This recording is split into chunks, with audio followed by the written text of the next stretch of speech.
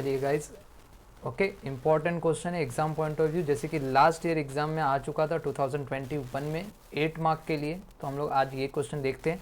Simple सा चिंदी है, एकदम चिंदी है बाबा, कुछ था नहीं क्वेश्चन में यार, 8 मार्क का क्वेश्चन था। चलिए सबसे फर्स्ट हम लोग देखते लॉ ऑफ डिमांड। क्या है लॉ ऑफ डिमांड, उसका इंट्रोडक्शन।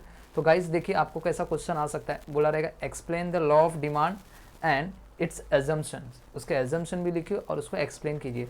तो सबसे फर्स्ट आप इंट्रोडक्शन लिखोगे। क्या लिखोगे? इंट्रोडक्शन। अब इंट्रोडक्शन में क्या लिखेंगे, देखिए क्या लिखा हुआ है, दिख रहा है यहाँ पे सबको? ओके, तो लिखा है the law of demand was introduce by the professor Alfred Marshall. बहुत इंपॉर्टेंट है, इंट्रोड्यूस किसने किया था? Alfred Marshall. कभी in his book principle of economics, उनकी जो बुक थी प्रिंसिपल ऑफ इकोनॉमिक्स में, विच वॉज पब्लिश्ड इन 1890। पहला लाइन याद हो जाएगा क्या?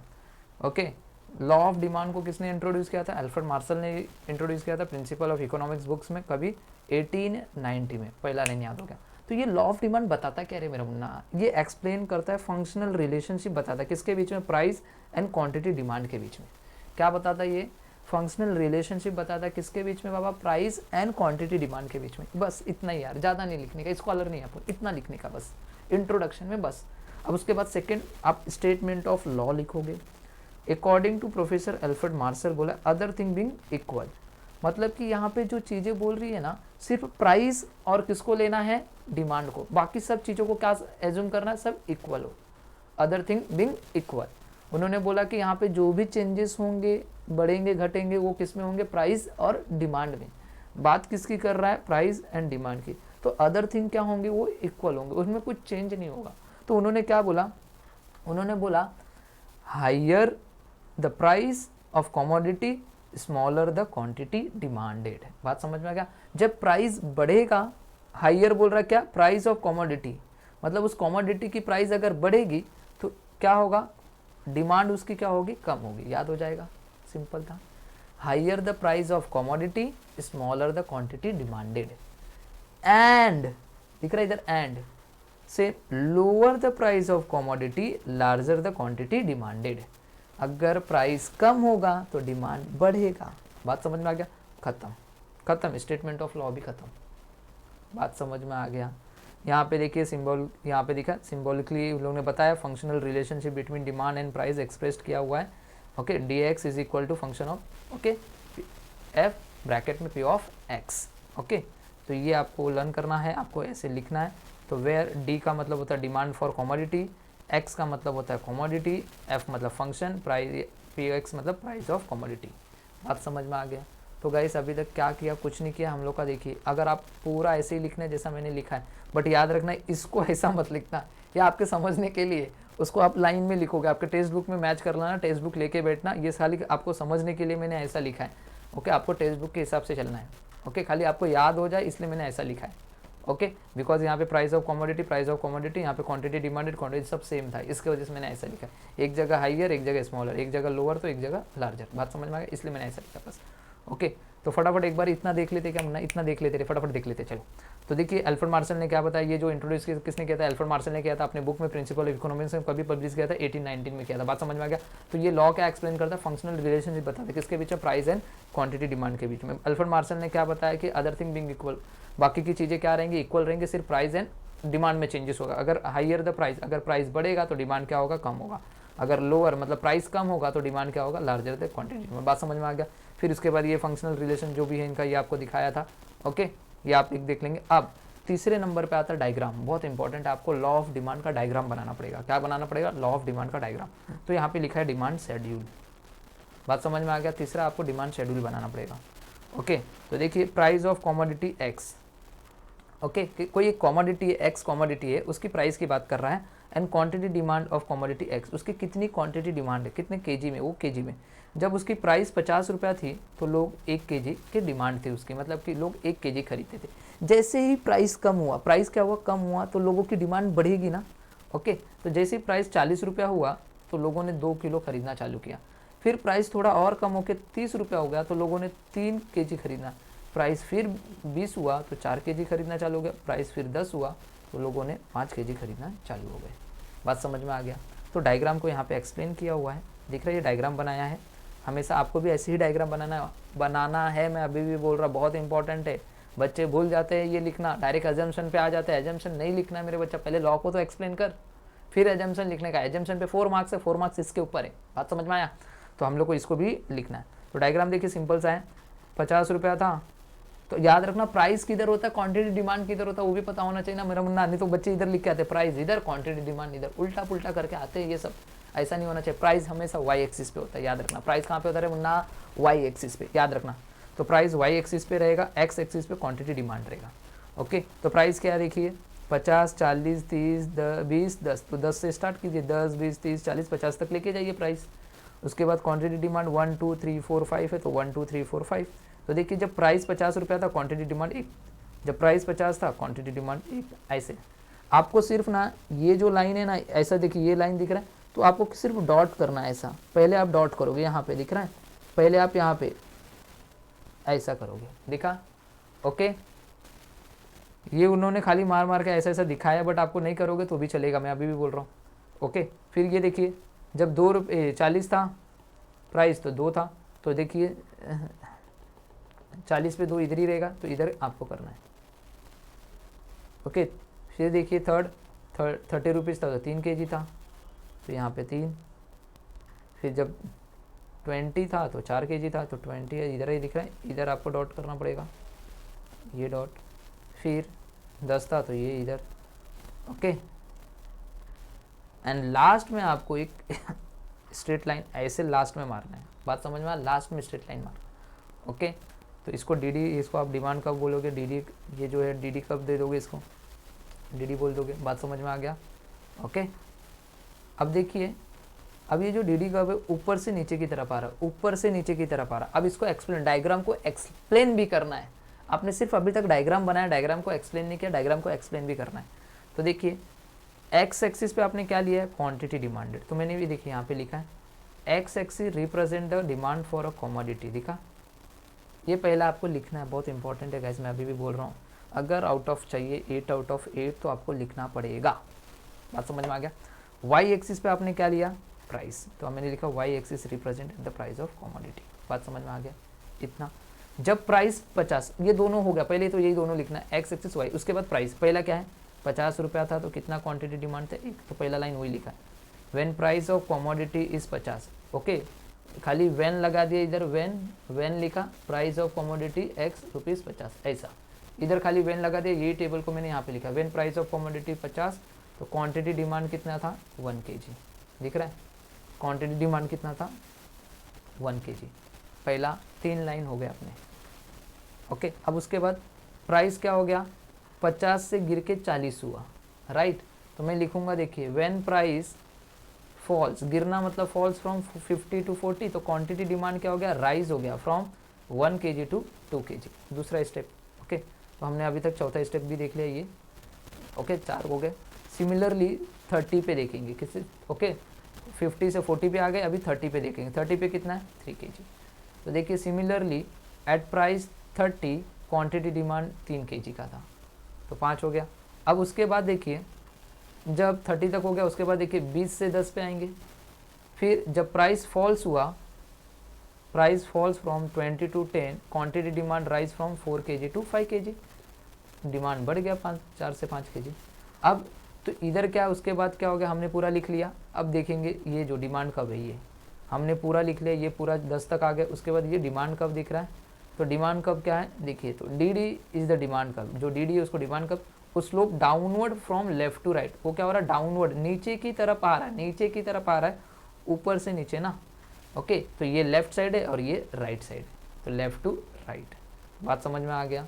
तो इससे क्या पता चल रहा था, price of commodity falls quantity demanded rise, इससे पता चल रहा है ये कि जब प्राइस कमोडिटी की कम होती है तो डिमांड उसका बढ़ता है, और जब प्राइस बढ़ता है कमोडिटी की तो उसकी डिमांड कम होती है। तो वही लिखा हुआ है, the price of commodity falls quantity demanded rise, and when the price of commodity rise the quantity demanded falls. इससे क्या पता चल रहा है, इससे पता चल रहा है प्राइस और डिमांड के बीच में जो रिलेशन है वो इनवर्स रिलेशन है, मतलब एक का बढ़ना दूसरे का घटना। तो यही बोल रहा है, this is shows N inverse relationship between price and quantity demand. तो कुछ 6 से 7 पॉइंट थे आपको लिखने, यहाँ तक लिखा तो 4 मार्क्स। अब बात करते एजम्पशन। बच्चा सर एजम्पशन कैसे लिखे, मेरा मुन्ना मैं हूँ ना, कॉमन पॉइंट देता ना मुन्ना, तो टेंशन क्यों लेता। चलिए देखिए, बस एजम्पशन देखिए, टोटल 7 से 8 पॉइंट है एजम्पशन। एजम्पशन मतलब क्या, वो एज्यूम कर रहे थे, कौन, एल्फ्रेड मार्शल। उन्होंने एज्यूम किया, क्या किया, कांस्टेंट लेवल ऑफ इनकम, पहला पॉइंट याद रखो रे, पहला कांस्टेंट लेवल ऑफ इनकम बोल रहे थे क्या, उन्होंने एज्यूम किया कि बोला कि जो इनकम होगी कंज्यूमर की वो कांस्टेंट होनी चाहिए। अगर इस लॉ ऑफ डिमांड को अगर आपको एज्यूम करना है तो फील करना है तो हम मानेंगे कि उनकी इनकम क्या होनी चाहिए, सबकी इनकम सेम होनी चाहिए, तभी इस लॉ को आप एज्यूम कर पाओगे, अदरवाइज नहीं कर पाओगे। तो यहाँ पे इसने लिखा it is assume that income of consumer remain constant, जो भी कंज्यूमर की इनकम होगी सबकी क्या होनी चाहिए, कांस्टेंट। अगर कुछ भी चेंज हुआ, if there is rise in income, अगर कुछ भी चेंज हुआ उसकी इनकम पे, तो उसकी डिमांड पे क्या होगा, इफेक्ट आना चालू हो जाएगा। पीपल में demand more at given price, अगर मेरी इनकम बढ़ेगी तो मेरी डिमांड भी तो बढ़ेगी ना रे बाबा, फिर मैं ज़्यादा खरीदूंगा। इसलिए बोला कि अगर इसको आपको एज्यूम करना है तो आपको कांस्टेंट रहना चाहिए, सबकी इनकम सेम होनी चाहिए, तभी आप इसको एज्यूम कर पाओगे। तो फर्स्ट पॉइंट याद हो जाएगा क्या। अब देखिए यहाँ से कॉमन पॉइंट चालू हो रहे भाई, सब कॉमन है, अभी खाली एक ही चीज़ लगाने का, इट इज़ एज्यूम दैट सब पॉइंट में और पॉइंट का नाम, it is assume that point का नाम, समझ में आया। उसके बाद any changes will demand, okay, any changes point का नाम will affect the demand for the product, इतना लिखना है सब चीज़ों में, सब पॉइंट में। देखो पॉइंट का नाम क्या है, price of substitute goods remain constant, देखिए it is assume that point का नाम, दिखा, it is assume that point का नाम, एनी चेंजेस पॉइंट का नाम, और will affect the demand for the commodity, दिख रहा है। ओके, बात समझ में आया मैंने क्या किया। फिर से देखिए, देखिए यहाँ पे पॉइंट ये price of substitute goods remain constant है, तो हमने क्या लिखेंगे, इट इज़ एज्यूम दैट, हमने इतना लिखा, पॉइंट का नाम लिख दो, रिमेन। गाइस ये रिवीजन है, अब मैं यहाँ पे समझाने नहीं बैठूंगा यार, अगर समझाने बैठूंगा तो बहुत टाइम हो जाएगा, तो अब फास्ट लेके जाऊँगा। ओके, अगर सब समझाने बैठूंगा टाइम होता जाएगा। आपको अभी परसों एग्जाम है, इसलिए मैं यहाँ पे कोई भी एक्सप्लेन नहीं करूँगा अभी, नहीं तो सर बोलेंगे कि सर फटाफट भगा के ख़त्म कर दिए। ओके, ज़रूरी नहीं, टाइम जाएगा धीरे धीरे। अब बहुत सारे क्वेश्चंस, बहुत सारे इसके एग्जांपल्स भी बहुत सारे हैं मेरे पास, बट अभी मैं नहीं दे पाऊँगा। अगर देने बैठूंगा तो लेक्चर आधे से पौना घंटा 1 घंटे तक चला जाता है, इतना नहीं लेके जाना है मुझे सिर्फ ये एक क्वेश्चन के लिए, राइट। तो अभी देखिए प्राइस ऑफ सब्स्टिट्यूट गुड्स, आपको खाली मैं ट्रिक दे रहा हूँ कैसे पढ़ना है, कैसे याद करना है, बस एग्जाम के लिए। ओके, तो चलिए, तो देखिए इट इज़ एज्यूम दैट, इतना याद रखा, पॉइंट का नाम रख लो।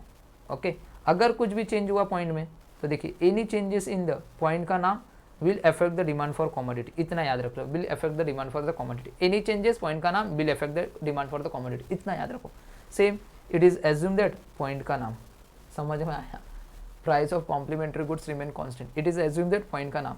फिर एनी चेंजेस, अभी कॉम्प्लीमेंट्री गुड्स है तो कॉम्प्लीमेंट्री मतलब ज्वाइंट गुड्स, अगर किसी भी एक गुड्स का प्राइस चेंज होगा ना तो ऑब्वियसली सी बात है दूसरे वाले पे इफेक्ट आएगा, तो इधर वही लिखा है, any changes in the price of one good will affect the demand, दिखा इधर भी will affect the demand for other, खाली यहाँ पे फॉर अदर, इधर कॉमोडिटी यहाँ पे फॉर अदर डाल देना और यहाँ पे वन गुड डाल देना, बस हो गया, थर्ड पॉइंट भी खत्म। अब देखिए no changes in size of population, okay, it is assume that there should be no changes in that, जहाँ पे भी नो चेंज आ गया वहाँ पे देयर शुड बी लगा दो पहले, उसके बाद पॉइंट का नाम लिख दो। It is assume that there should be no changes in the size of population, if any changes, देखा हर पॉइंट में any changes size of population affect the demand for product, affect the demand for product, दिख रहा है वही चीजें आ रही है, affect the demand for product, affect the demand for commodity. बात समझ में आ गया क्या, खाली ये चेंज हो रहा है बीच का पॉइंट का नाम है बस ये, बाकी सब सेम है ऊपर नीचे। देखिए no changes in taste habit preference and fashion, अब लिखने का it is assume that, point का नाम, there should be no changes in, okay, taste habit preference and etcetera, okay, if any changes in this factor will affect the demand, देखा हर point में will affect the demand, okay, no changes in taxation policy, it is assume that, point का नाम, there should be no changes in taxation policy, okay, if any changes taxation policy will affect the demand for various goods and services, okay, okay. Next, no expectation about the future changes in the price. Okay, it is assumed that consumer do not expect. Okay, consumer do not expect any further changes in the price in the near future. Okay, and if consumer expect a rise in price in the future, they may demand more in the present even if existing high price. Okay, तो 7 point थे, 7 में से आपको easily आपको समझ में आ गए रहेंगे गाइस कैसे क्या करना है। ओके, तो सातवां पॉइंट थोड़ा सा अलग है, जस्ट इसको आपको एक बार लर्न करना है। वो क्या बोल रहा था, सातवां पॉइंट एक्सप्लेन कर देता हूँ। It is assume that consumer do not expect any further changes in price okay in the near future. Okay, consumer को क्या बोल रहा है, डू नॉट एक्सपेक्ट, मतलब कि कंज्यूमर जो एक्सपेक्ट नहीं करना चाहिए कि फ्यूचर में अगर उसका प्राइस बढ़ रहा है ओके तो वो अभी से खरीदना चालू कर देगा, अभी से उसकी डिमांड बढ़ जाएगी। तो ऐसा कुछ नहीं होना चाहिए फ्यूचर के बारे में। ओके, तो गाइज ये 7 पॉइंट है, आपको याद करने हैं। आई होप आपको एक बार देखना है पॉइंट, खाली पॉइंट का नाम याद रखिए और क्या करना है इसमें। It is assume that, point का नाम, एनी चेंजेस उस पॉइंट में होगा विल अफेक्ट द डिमांड, इतना याद रखो। समझ में आया? फिर से, it is assume that, point का नाम जो पॉइंट है वो, फिर इफ़ एनी चेंजेस जो पॉइंट बोला वो will affect the demand for the commodity, for the product, for the goods and services. बस इतना ही, बात समझ में आया? तो गाइज आपको 7 पॉइंट है, 7 के 7 पॉइंट आपको खाली पॉइंट याद रखो, बाकी का अंदर का तो मसाला कुछ भी भर दोगे। ओके, तो इस तरह हमारा ये पूरा का पूरा जो है एजम्पशन खत्म हो चुका है। ओके, अब बात करते हैं एक्सेप्शन की। एक्सेप्शन क्या है, ध्यान दीजिएगा, दिख रहा है यहाँ पे, देखिए यहाँ पे दिखा। सर अगर एक्सेप्शन पूछा तो क्या, तो देखिए गाइस, एक्सेप्शन पूछा तो क्या, कैसे क्या करना है, मैं अभी भी बता रहा हूँ। तो आपको जब भी पूछेगा explain the law of demand and it's exception, तो आपको लॉ ऑफ डिमांड में आपको इंट्रोडक्शन ऊपर का और स्टेटमेंट ऑफ लॉ लिखना पड़ेगा। उसके बाद आपको ये लिखना पड़ेगा, ये फिर ये पॉइंट। समझ में आया? फिर डायग्राम और शेड्यूल डिमांड का मत बनाना, वो लॉ ऑफ डिमांड का जो ये वाला डायग्राम मत बनाना वहाँ पे, राइट। यहाँ तक आपको लिखना है, ऊपर से नीचे तक ये यहाँ तक। उसके बाद एक्सेप्शन का जो है डायग्राम वो बनाना है। एक्सेप्शन का डायग्राम इधर है, ये डायग्राम बनाना है ये। उसके बाद एक्सेप्शन के पॉइंट आपको लिखने हैं। फटाफट दिखा देता हूँ, ये भी ईजी है। चलिए, exception to the law of demand क्या बोलता है।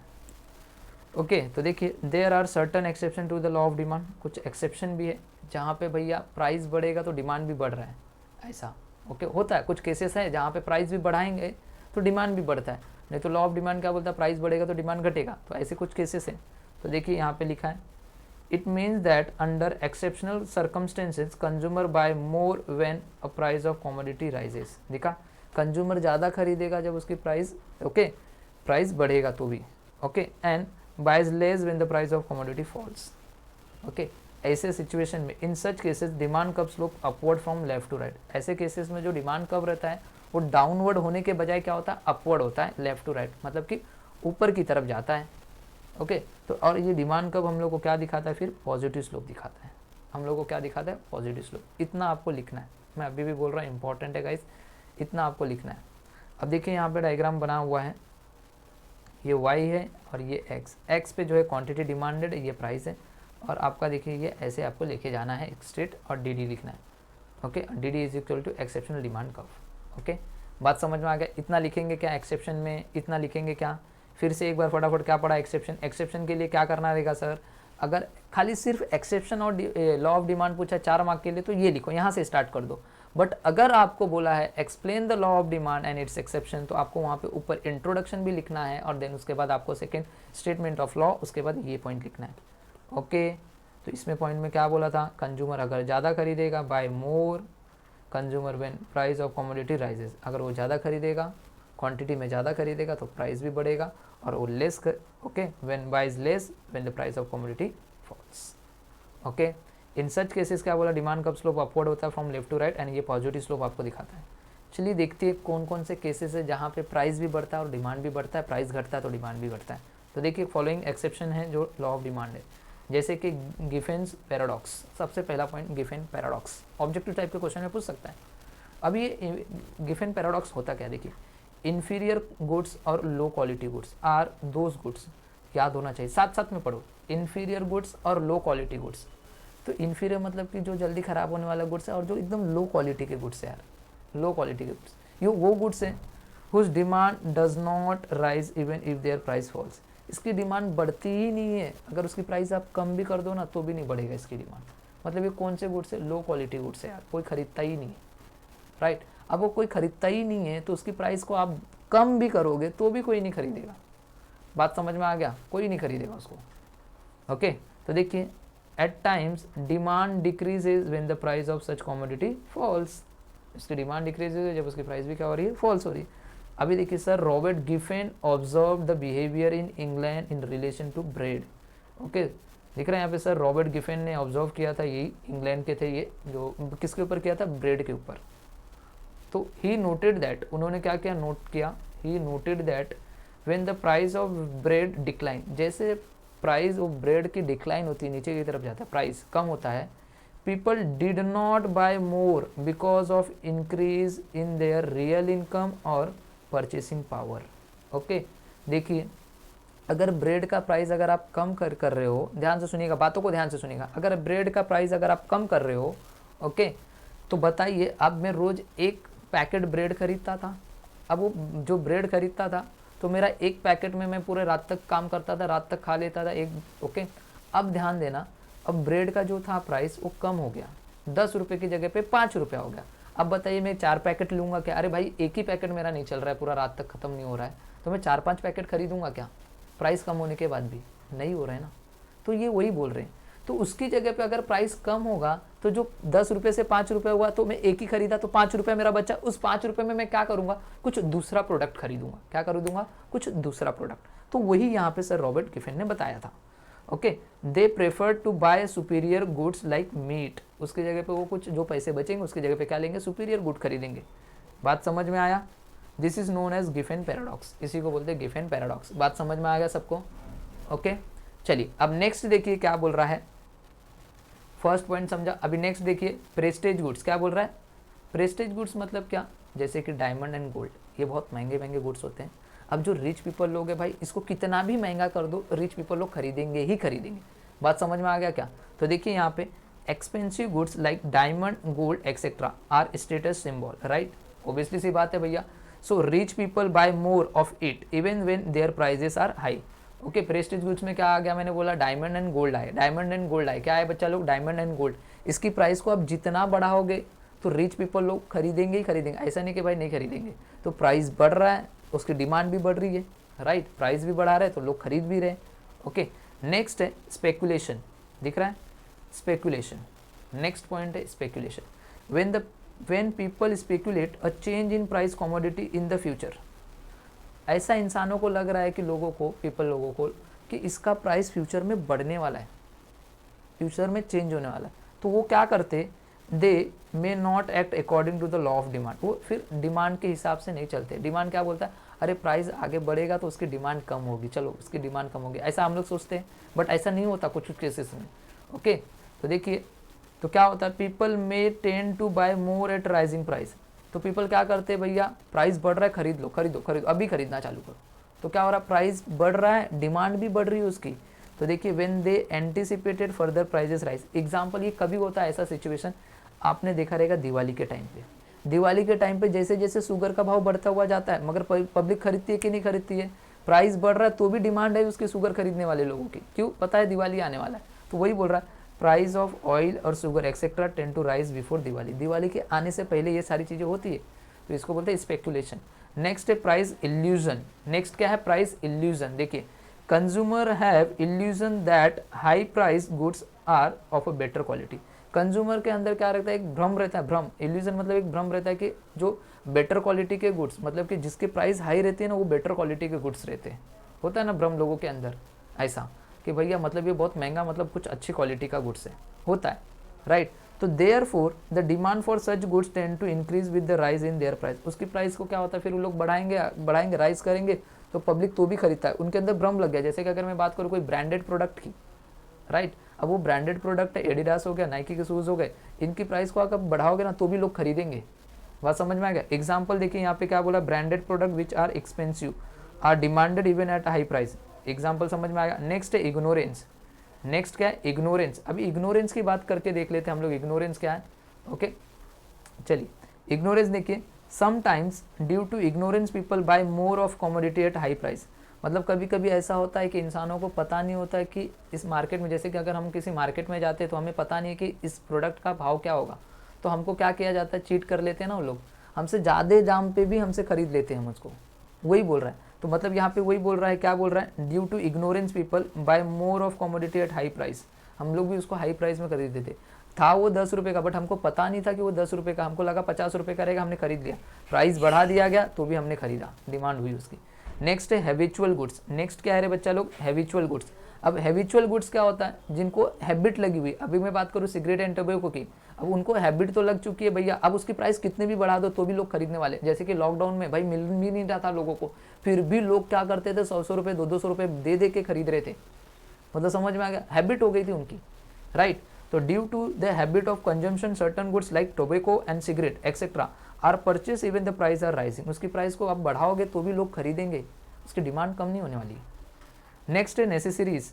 ओके, नेसेसरी मतलब एसेंशियल कॉमोडिटी, जो इंसानों के लिए एकदम ज़रूरतमंद गुड्स है। अब उसकी प्राइस कितने भी बढ़ाओ तो भी लोग खरीदेंगे। अगर मैं बात करूँ राइस के भाव अगर बढ़ाओगे तो लोग खरीदेंगे नहीं क्या, नहीं खाएंगे क्या, खाएंगे। अगर वीट की बात करूँ, ओके, गेहूँ, तो गेहूँ का भाव बढ़ाओगे तो लोग खाएंगे नहीं क्या, खाएंगे। ओके, तो यहाँ पे भी क्या होता है वही, in the case of necessary like wheat, rice, A vegetable etcetera, even if the price rises the demand will not fall. Okay, तो उसकी डिमांड कम नहीं होगी। तो कुछ टोटल 7 पॉइंट थे जिसमें से हम लोग ने देखे 7 के 7 पॉइंट गाइस। ओके, तो आई होप आप लोगों को ये समझा रहेगा गाइस, इसको आप लोगों को करना है, इंपॉर्टेंट है एग्जाम पॉइंट ऑफ व्यू। 1-2 बार देखोगे तो आपको समझ जाएगा। ओके, एंड रही बात किसी को नोट्स चाहिए रहेगा तो प्लीज़ गाइस मैं अभी भी बोल रहा हूँ, आप लोग व्हाट्सअप करके ये नोट्स ले सकते हैं मुझसे। ओके, छोटे छोटे नोट्स मैंने बनाए हुए हैं, देखिए 1, 2, 3 और ये 4 पॉइंट तो एक एक लाइन के यार, 4 पॉइंट एक एक लाइन के। प्राइस इल्यूशन का मतलब मैंने बता दिया, भ्रम आपको समझ में आ जाना चाहिए। हम लोग के अंदर भ्रम भरा हुआ है कि भैया अच्छी क्वालिटी का गुड्स है, मतलब कि ये बहुत महंगा तो मतलब अच्छी क्वालिटी का गुड्स है। स्पेकुलेशन का मतलब है कि फ्यूचर में होने वाली प्राइस, मतलब कि फ्यूचर में अगर कोई चेंज होगा तो हम लोग उसका प्राइस अगर आज भी लेंगे तो आज खरीदेंगे, बढ़ते जाएगा तो भी हम खरीदते जाएंगे उसका। नेक्स्ट है प्रेस्टेज गुड्स। प्रेस्टेज गुड्स का आपको पता चल गया, डायमंड एंड गोल्ड वाली बात। ओके, डायमंड एंड गोल्ड उसका भाव बढ़ते भी जाएगा तो भी रिच पीपल लोग खरीदते जाएंगे। ओके, एंड फर्स्ट वन था gift and goods. So bye bye and take care guys. Please ये 2 question important exam point of view आ सकते हैं, अच्छे से लर्न करना ये 2 question. Okay, assumption and exception. Okay, bye bye and take care everyone.